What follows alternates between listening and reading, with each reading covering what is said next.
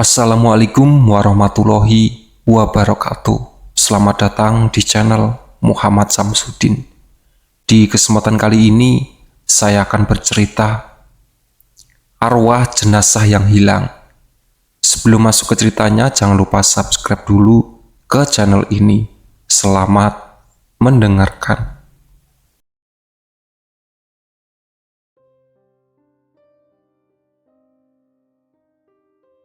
Rifka membantu memberikan lakban pada kotak kardus yang akan dibawa esok hari. Malam itu mereka berdua sudah berada di kamar setelah sebelumnya mereka menyiapkan makan malam untuk Irma dan Iksan terlebih dahulu. Mereka sama-sama mengerjakan pekerjaan untuk pembukaan restoran serta untuk mencari lokasi rumah Taufan agar semuanya bisa cepat selesai. Di luar, Iksan dan Irma masih terus saja membicarakan soal keputusan Arumi yang benar-benar bulat untuk membuka usahanya sendiri. Iksan benar-benar heboh saat melihat persiapan Arumi lakukan demi membuka restorannya sendiri. Mereka juga tampaknya antusias dengan apa yang akan Arumi lakukan demi meraih impiannya sendiri.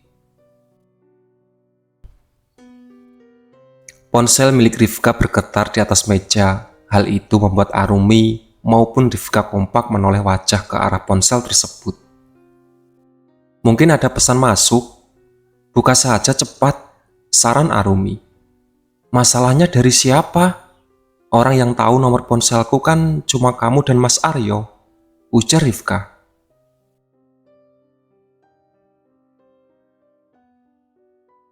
Ya sudah, jelas bukan dari aku lah, Rif. Pasti itu pesan dari Mas Aryo. Sana, buka pesan cepatnya. Jangan biarkan dia menunggu terlalu lama. Nanti ngambek, goda Arumi. Rifka pun langsung menyipitkan kedua matanya ke arah Arumi saat sadar bahwa Arumi sedang menggodanya. Wanita itu segera bangkit dari atas permadani yang lembut untuk meraih ponselnya dari atas meja tulis. Benar saja, pesan yang masuk saat itu adalah pesan dari Aryo. Ia segera membukanya karena takut Aryo ngambek, seperti yang Arumi katakan. Assalamualaikum, sedang apa? Sudah makan? Kamu sedang bersama Rumi atau tidak? Boleh telepon? Rifka ingin sekali tertawa saat membaca isi pesan tersebut.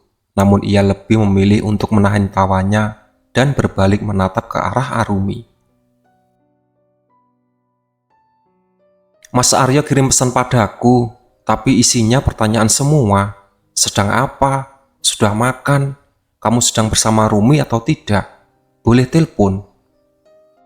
Sontak saja Arumi dan Rifka tertawa dengan kompak atas kakunya isi pesan Aryo kirimkan. Pria itu benar-benar seperti tidak pernah sama sekali berinteraksi dengan wanita selama hidupnya, sehingga bisa sampai sekaku itu saat mengirimkan pesan. Balas cepat, bilang saja kalau kamu sedang sendirian dan aku sedang di luar nonton TV. Terus, pas dia telepon, kasih aktif loudspeaker ponselmu, saran Arumi. Kamu mau nguping pembicaraan aku dan Mas Aryo? Tanya Rifka. Iya, aku mau tahu apakah dia lebih kaku saat mengirim pesan atau saat bicara di telepon, jawab Arumi. Rifka pun langsung menggeleng-gelengkan kepalanya usai mendengar jawaban Arumi.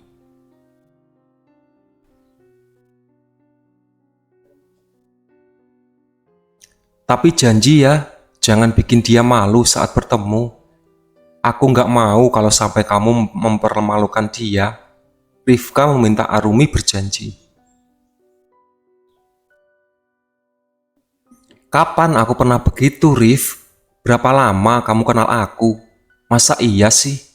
Aku mau mempermalukan orang yang sudah kuanggap seperti kakakku sendiri. Sudah cepat, balas pesannya.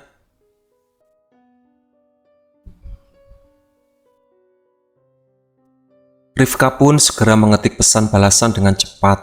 Setelah pesan itu terkirim, Rifka maupun Arumi sama-sama menunggu. Arumi kini naik ke tempat tidurnya dan memeluk guling kesayangan sambil berbaring. Beberapa menit kemudian Aryo benar-benar menelpon Rifka. Rifka langsung meraih ponselnya dan ikut naik ke tempat tidur untuk berbaring bersama Arumi. Halo, Assalamualaikum Mas Aryo, sapa Rifka usai mengaktifkan tombol loudspeaker pada ponselnya. Waalaikumsalam Rif, teleponku mengganggu kegiatan kamu atau tidak? Tanya Aryo. Enggak sama sekali kok Mas, aku enggak merasa ada kegiatan yang terganggu. Ada apa Mas? Apakah ada hal yang ingin Mas Aryo bicarakan? Tanya Rifka.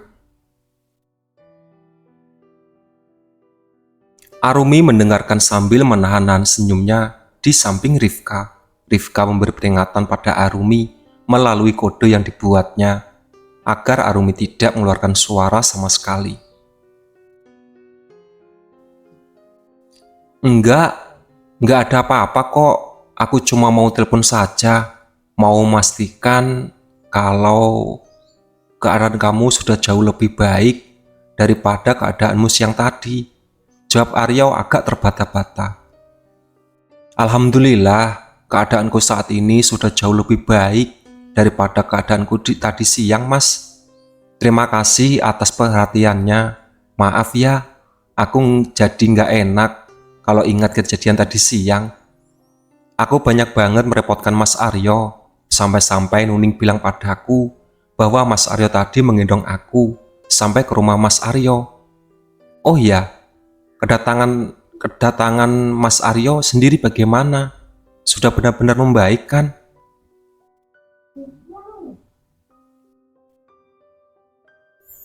Ya, alhamdulillah keadaan tanganku juga sudah membaik.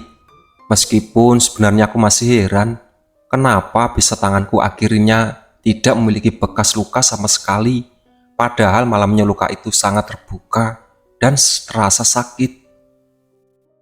Jangan terlalu dipikirkan Mas, lupakan saja, karena itu adalah hal yang sulit untuk dijelaskan.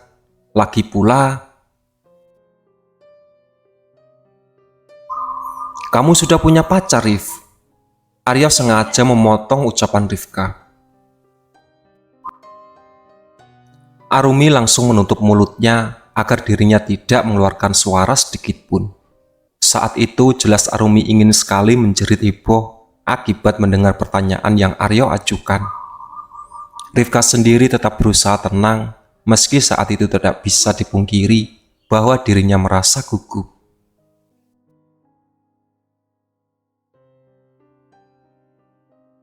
Aku tidak punya pacar, Mas. Bahkan tidak pernah dekat dengan pria manapun selama ini.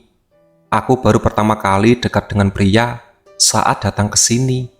Itu pun dekat dengan Hendy, karena dia adalah calon suami sahabatku, serta dekat dengan Mas Aryo dan Ari, kalian teman dekat Rumi sejak kecil.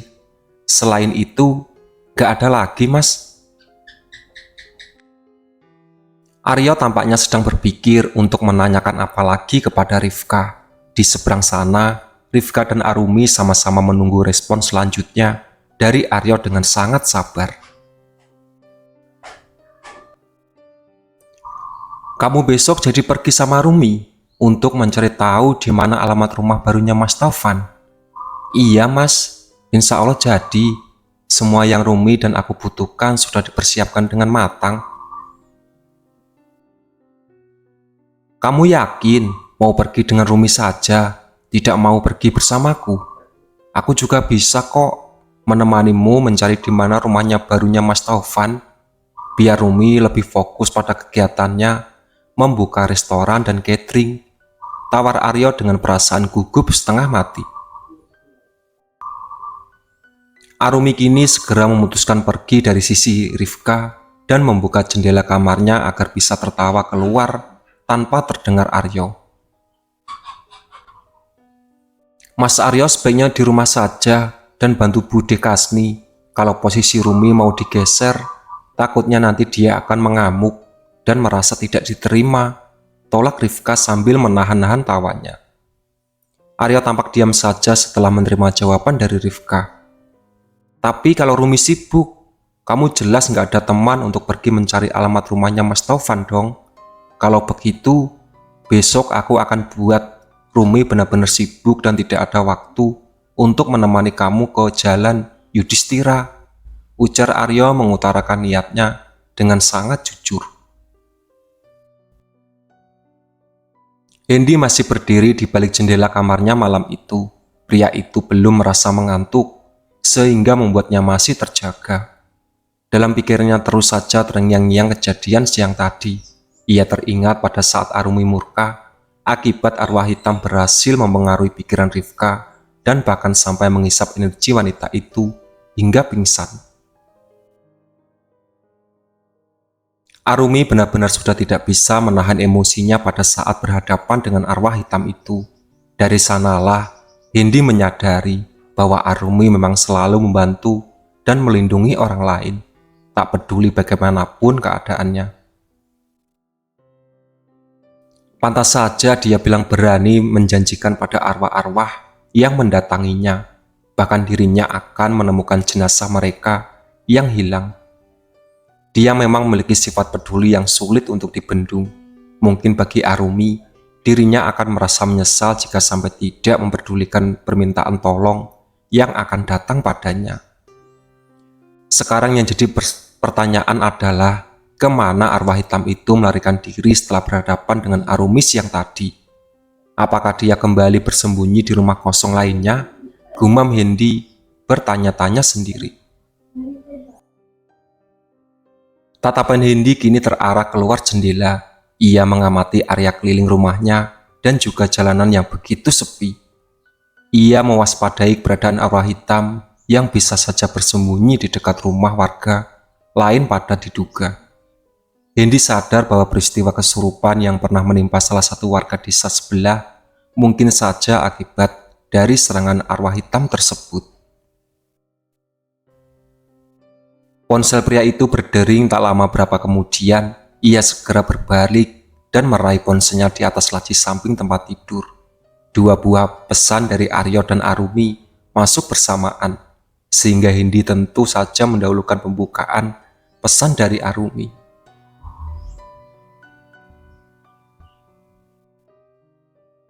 Mas Aryo mungkin akan membicarakan sesuatu dengan kamu malam ini. Dia tampaknya ingin sekali menggantikan aku untuk melindungi Rifka mencari alamat rumah Mas Taufan besok.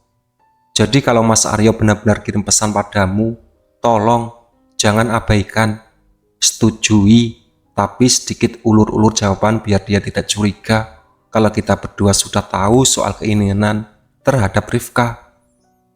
Ia langsung mengirim pesan balasan kepada Arumi, lalu membuka pesan dari Aryo.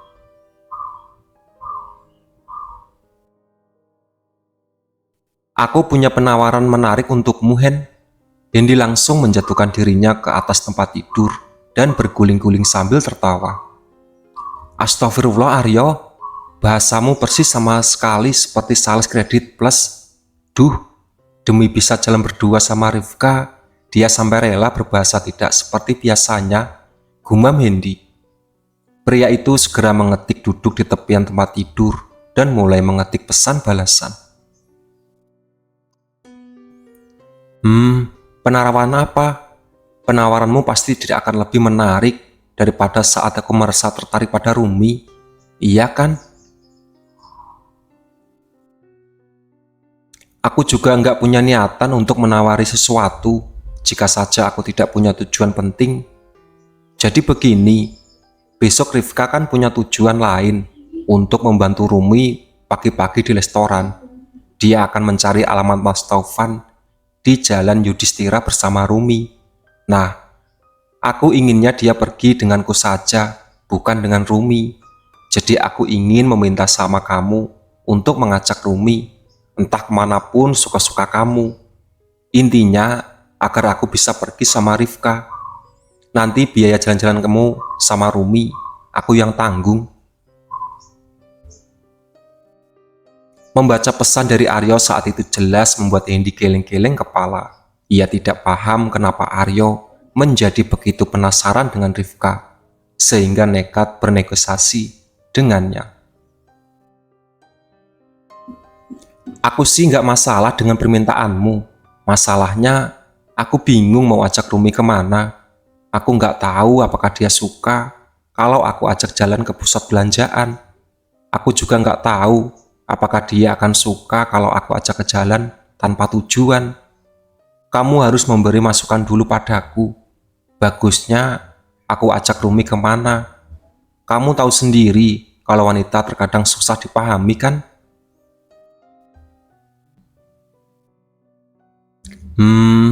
Iya, aku paham kalau wanita kadang susah dipahami.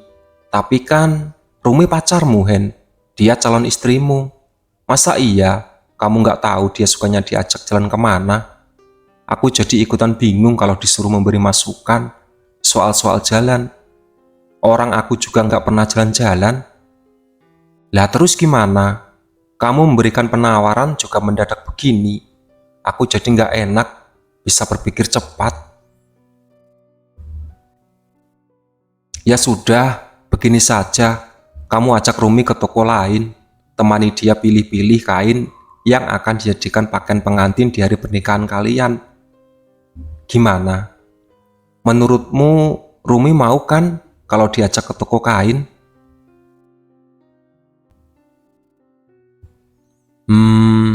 Idemu cukup bagus. Oke, kalau begitu deal. Aku akan membawa Rumi ke jalan toko kain dan kamu akan berjalan bersama Rifka mencari alamat Mas Taufan.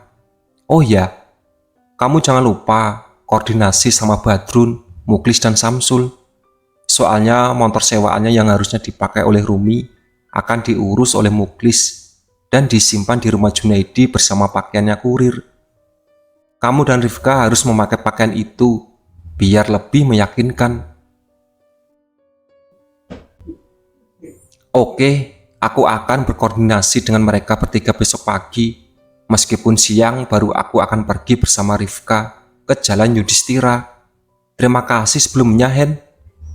Iya, sama-sama. Jangan lupa, kalian tetap harus berhati-hati ketika sedang mencari alamatnya Mas Taufan. Kita akan gagal kalau sampai Mas Taufan tahu bahwa dirinya telah dicurigai sebagai dalang penerus kegiatan gilanya almarhum Pak Mutati. Insya Allah, aku akan sangat berhati-hati. Setelah selesai bicara dengan Aryo, Hendy pun kembali mengirim pesan pada Arumi. Arumi tidak membalas pesan itu, namun lebih memilih bicara langsung dengan Hendy melalui telepon. Assalamualaikum Rumi, kamu belum tidur? Tanya Hendy ketika mengangkat telepon. Waalaikumsalam, aku memang belum tidur, tapi Rifka sudah tidur duluan. Dia tampaknya senang sekali karena ditelepon oleh Mas Aryo dan diajak jalan. Meski jalannya adalah untuk mencari alamat rumah Mas Taufan, jawab Arumi. Aryo juga tampaknya semangat sekali ingin mengajak Rifka jalan. Dia sampai benar-benar menawarkan padaku untuk membayar semua biaya jalan-jalan yang aku keluarkan, demi agar aku membawa pergi dari sisi Rifka, ujar Hendy. Arumi pun tertawa pelan usai mendengar hal itu. Jadi, besok kita akan kemana setelah aku menyelesaikan persiapan pembukaan restoranku? Tanya Arumi. Ke toko kain. Arya memberi saran agar aku mengajak mencari kain yang bagus untuk dijadikan pakaian pengantin, supaya nanti bisa dipakai pada hari pernikahan kita, jawab Hendy.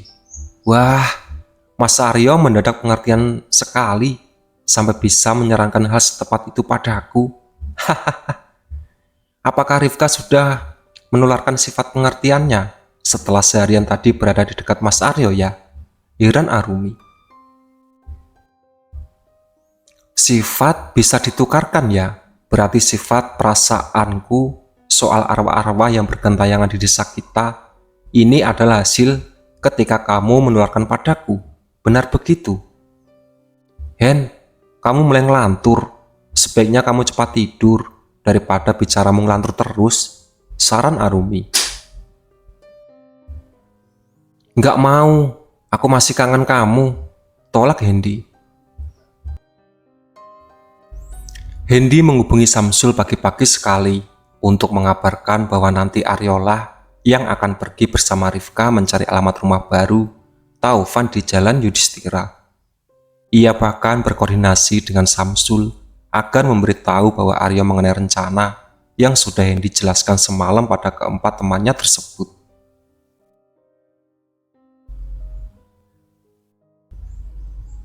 Oke Hen, kamu tenang saja. Nanti aku dan Badrun akan jelaskan pada Aryo soal rencana yang sudah disusun.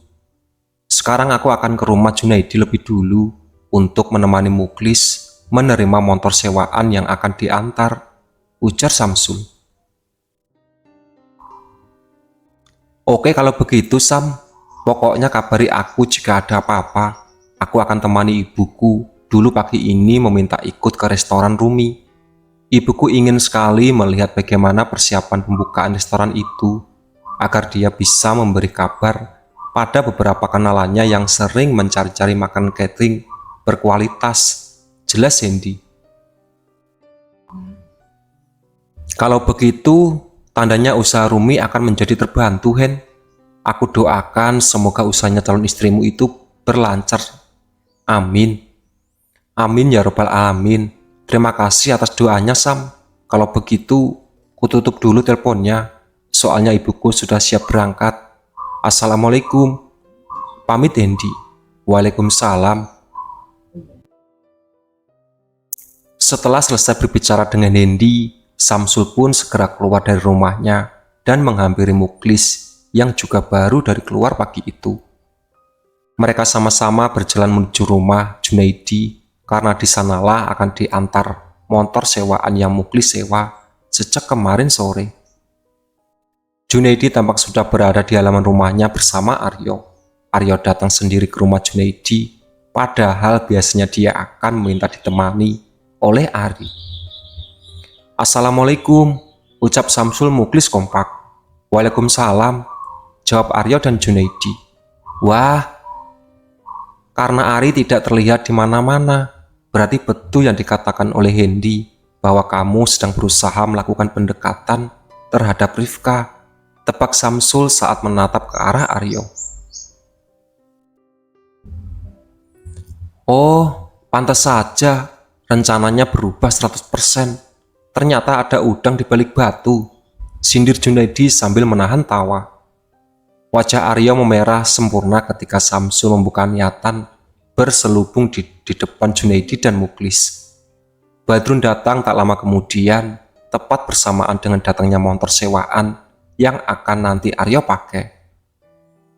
Muklis segera mendatangani tanda terima dari si pengantar. Setelah itu, ia segera memberi kuncinya pada Aryo. Ini serius? Kamu yang akan mencari alamatnya Mas Taufan bersama Rifka? Tanya Badrun saat duduk di kursi kosong. Ya serius, aku akan mencari alamat rumahnya Mas Taufan ke Jalan Yudhistira bersama Rifka, jawab Aryo. Mau PDKT dia Drun, makanya ini disuruh cuklik Rumi supaya jauh-jauh dari Rifka siang nanti, lapor Samsul. Hahaha, tawa Badrun meledak. Pantas saja, dia tidak ada angin, tidak ada hujan. Kamu mendadak mau ikut beraktivisasi, menjadi pemuda bandel seperti kami yang hobi memata-matai orang lain. Rupanya ada tujuan khusus di dalamnya. Muklis, Junaidi, dan Samsul tidak bisa menahan tawa mereka ketika Aryo jadi bulan-bulanan. Aryo sendiri berupaya untuk tidak ikut tertawa, padahal ia juga ingin tertawa saat sadar bahwa dirinya baru kali ini tampak seperti orang yang tidak bisa mengendalikan diri. Demi ingin pergi bersama Rifka, ia akhirnya harus menempuh jalan yang tidak pernah terpikirkan sama sekali olehnya. Iya, aku lagi kurang waras, gara-gara ingin mengajak Rifka jalan, tapi tidak tahu bagaimana caranya. Jadi, mau tidak mau, aku harus gunakan kesempatan yang ada saat ini untuk bisa jalan-jalan sama dia. Aryo mengakui mesti merasa malu karena tingkahnya kini terlihat mirip Abigi baru mengalami masa puber. Semua peralatan yang kemarin dibeli oleh Arumi kini sudah tertata dengan baik di restoran. Pagi itu Iksan sengaja membantu Arumi membawa barang-barang menggunakan mobil box miliknya. Arumi hampir saja memesan taksi online jika dia tidak dicegah oleh Iksan dan Irma. Akibat wanita itu terlalu mandiri dan tidak mau menyusahkan kedua orang tuanya, Rifka dan Nuning sampai harus ikut membujuknya lebih dulu agar mau diantar oleh Iksan. Oke Rumi, semuanya sudah siap di tempat yang kamu inginkan. Apakah masih ada yang harus ditambah? Menurutmu? Tanya Rifka. Meja dan kursi apakah sudah cukup untuk pengunjung ya Rif? Aku takut meja dan kursinya masih kurang, pikir Arumi. Kamu mau meja kursi tersedia di bagian depan juga? Niatku begitu. Kalau begitu, pesanlah lagi 4 set. Nanti kita sama-sama atur di bagian depan sana, sama Rifka. Oke, kalau begitu aku akan segera menghubungi tempat kemarin. Aku pesan mejanya, ujar Arumi sambil mengeluarkan ponsel dari saku celananya. Nuning melihat kedatangan ibunya bersama Kasmiati dan Irma dari bilik dan dinding kaca restoran. Tak lama kemudian Hendy dan Yanti juga muncul di restoran yang belum buka tersebut. Mereka tampaknya begitu antusias dengan rencana usaha yang sedang Arumi laksanakan. Rifka saat ini mencoba mengatur paket menu untuk catering sekaligus menentukan harganya. Masya Allah Cahayu, seperti tidak main-main dengan apa yang dia impikan sendiri, bisik Irma saat melihat bagaimana wujud restoran yang baru akan dibuka esok hari tersebut. Mana mungkin Rumi main-main Bu Irma, dari caranya mempersiapkan semua peralatan yang kemarin sempat yang difoto, aku sudah tahu kalau Rumi jelas-jelas benar-benar serius ingin menjalani impiannya sendiri. Lagi pula, dia bukan tipikal anak perempuan yang pelin-pelan. Dia tidak akan mundur jika memutuskan untuk maju, saut Yanti seraya berjalan di sisi Irma dan Kasmiati. Itu jelas benar Ir, Rumi tidak bermain-main dengan apa yang dia inginkan, entah itu ketika dia memilih jalan hidupnya, ataupun ketika dia memilih calon pasangan hidupnya. Semuanya sama, dan kamu sedikit pun tidak perlu meragukan tubuhnya. Dukung dia agar langkah Rumi semakin menjadi lebih baik ke depannya, saran Kasmiati. Arumi menyambut keempat wanita yang datang tanpa memberi kabar padanya tersebut. Maimunah adalah paling merasa gemes saat berhadapan dengan Arumi. Lantas, tidak segan-segan memeluk wanita itu dengan sangat erat, seperti pada putrinya sendiri. Hendy ia temui paling akhir setelah yang lainnya masuk ke dalam. Arumi menggenggam tangan Hendy, begitu hangat dan mengajak masuk. Gandeng terus, sindir Nuning sambil meremas kedua bahu Rifka akibat merasa gemas. Aduh Ning, kalau kamu gemas sama Rumi dan Hendy, tolong jangan aku yang jadi korbannya. Bauku sakit loh, diremas kuat begini, protes Rifka. Ning, jangan gangguin Rifka dong, nanti Mas Aryo marah loh, goda Arumi sambil mengedip-ngedipkan kedua matanya dan tersenyum jahil. Oh, jadi Mas Aryo memohon izin agar hari ini agar diperbolehkan tidak menjaga warung karena mau pergi berdua sama Rifka. Cah lanangku itu betul-betul kelakuannya, ditanya tidak mau jujur, giliran tidak diberi izin malah ngambek, curhat Kasmiati. Yanti, Maimunah, dan Irma tertawa kompak usai mendengar curhatan tersebut. Sabar aja Kas, namanya juga anakmu lagi menjalani masa pendekatan, maklumi sajalah, saran Maimunah. Betul itu, siapa tahu dengan begitu nanti sampean bisa menikahkan sekaligus 2 orang Bu Kasmi tanpa Yanti. Aduh, beban pikiran baru Bu Yanti, keluh Kasmiati sambil menepuk keningnya. Arumi telah kembali mengunci restorannya yang akan baru dibuka esok hari. Hendy sudah menunggu dirinya di bagian depan restoran bersama Rifka yang sedang menunggu kedatangan Aryo. Rifka kini tampak terus menatap ke arah ponselnya dan membalas pesan ketika Arumi datang mendekat. Sudah tanya sama Mas Aryo, kapan dia akan datang? Tanya Arumi seraya merangkul Rifka. Ini aku sedang bertanya, tapi belum ada. Sebuah motor kemudian berhenti tepat di depan restoran tersebut sebelum Rifka berhasil menyelesaikan kalimatnya. Aryo membuka helm yang dipakainya, lalu turun dari motor tersebut dan menghampiri Rifka. Masya Allah, panjang umur. Baru saja kutanyakan, Mas Aryo ternyata langsung muncul, ujar Arumi. Aku sengaja kesini lebih awal, takutnya Rifka menunggu terlalu lama. Kalau sampai aku jalan tepat pada waktu yang sudah dijanjikan, jelas Aryo. Iya, aku paham kalau kamu juga bisa cemas terhadap Rifka, seperti aku sering cemas terhadap Rumi, goda Hendy dengan sengaja. Aryo berusaha untuk tidak tersenyum meskipun saat itu dirinya ingin sekali tersenyum.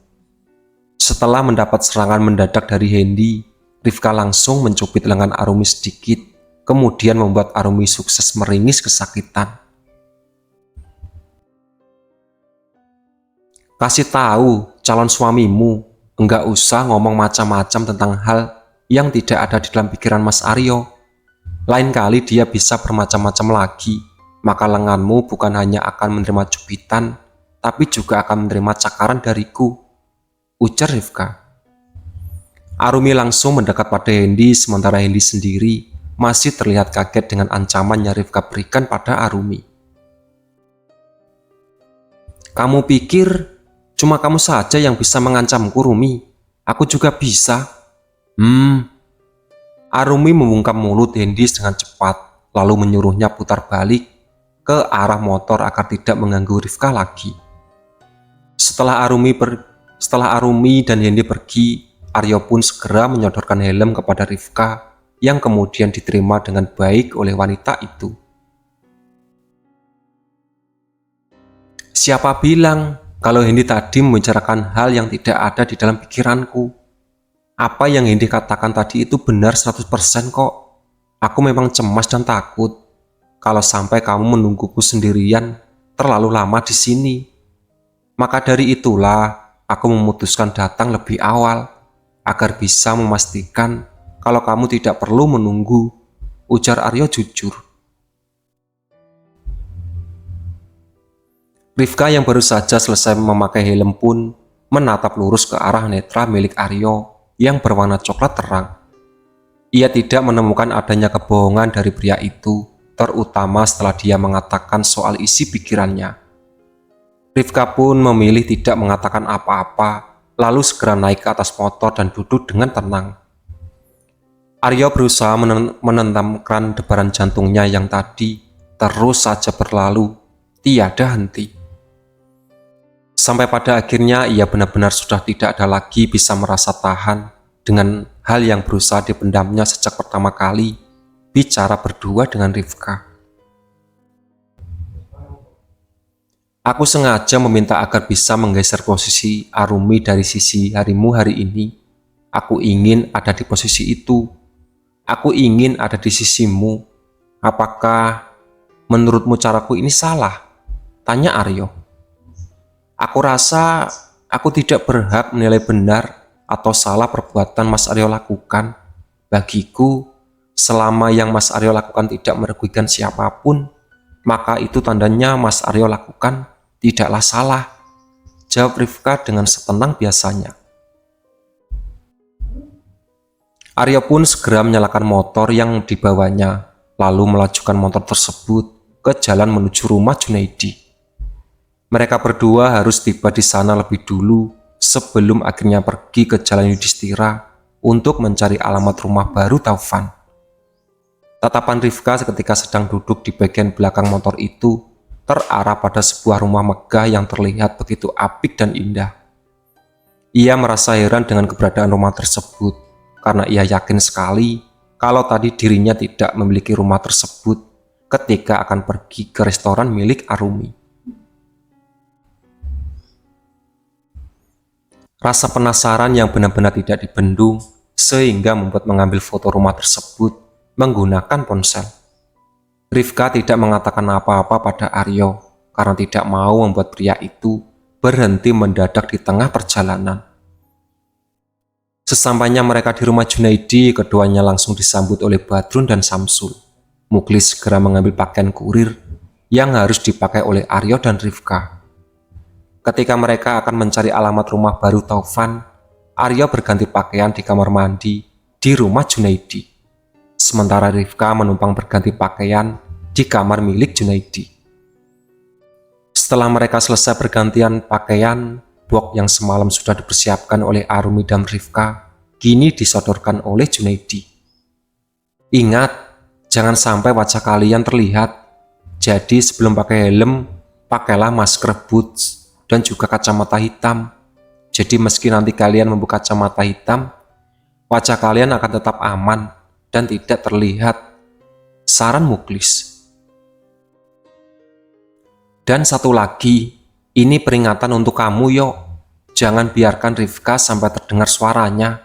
Jangan sampai Mas Taufan bertanya-tanya tentang kurir yang mengantar paketnya ke rumahnya. Lalu tahu soal informasi bahwa salah satu dari kurir itu adalah seorang wanita muda. Dia akan mulai mencurigai semua wanita muda di desa Gerobokan, dan itu akan termasuk curiga pada Rumi dan Rifka, tambah Junaidi. Aryo pun menganggukkan kepalanya, bertanda bahwa ia sudah paham dengan arahan yang diberikan oleh Muklis dan Junaidi. Kalau boleh tahu, siapa di antara kalian berempat yang selalu lewat jalan ke arah sana untuk bisa mencapai jalan raya? Adakah kira-kira? Tanya Rifka. Badrun, Muklis, dan Samsul langsung menatap ke arah Junaidi. Junaidi langsung mengangkat tangannya sehingga Rifka kini menatap ke arah pria itu. Kamu tahu soal rumah besar yang sangat bagus di pinggir jalanan itu, Jun? Rumah besar yang sangat bagus? Mana ada rumah besar yang sangat bagus di pinggir jalanan itu? Jalanan di bagian sana hanya ada beberapa tanah kosong dan rumah-rumah sederhana seperti rumahku ini. Tidak ada rumah besar dan bagus seperti yang kamu sebutkan, jawab Junaidi. Ada. Tadi saat pulang dari restoran Rumi bersama Mas Aryo, aku lihat rumah itu meskipun saat pergi tidak melihatnya. Aku sempat foto rumah itu di ponselku. Mau lihat? Tanya Rifka. Junaidi langsung mengangguk, lalu yang lainnya pun ikut mendekat saat Rifka memperlihatkan foto yang diambilnya di jalan yang tadi ia lewati bersama Aryo. Aryo bahkan sampai harus mengenyitkan keningnya ketika melihat foto rumah tersebut. Tadi kita melewati rumah sebagus itu di jalanan sana, kok aku nggak sadar ya? Heran Aryo. Jangankan kamu yo, aku loh sudah sering lewat di perjalanan itu. Baru kali ini melihat rumah sebagus yang ada di dalam foto ponselnya Rifka, sangka Junaidi. Tapi Rif, tidak mungkin bohong Jun, itu rumahnya Pak Lil Gofar. Ikut berfoto bersama kandang ayamnya. Itu jelas sekali benar-benar jalan di sebelah sana, ujar Badrun. Masa iya aku mau berbohong sih? Untuk apa? Dan apa untungnya jika aku berbohong? Sebel Rifka. Sudahlah, sebaiknya aku dan Mas Aryo berangkat sekarang ke Jalan Yudhistira. Foto yang barusan kalian lihat itu akan aku kirim pada Samsul, biar kalian bisa cari tahu soal rumah itu.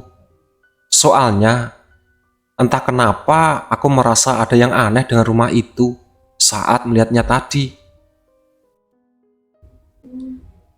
Itulah sahabat cerita dari Arwah Jenazah yang Hilang. Ditunggu part selanjutnya. Oke.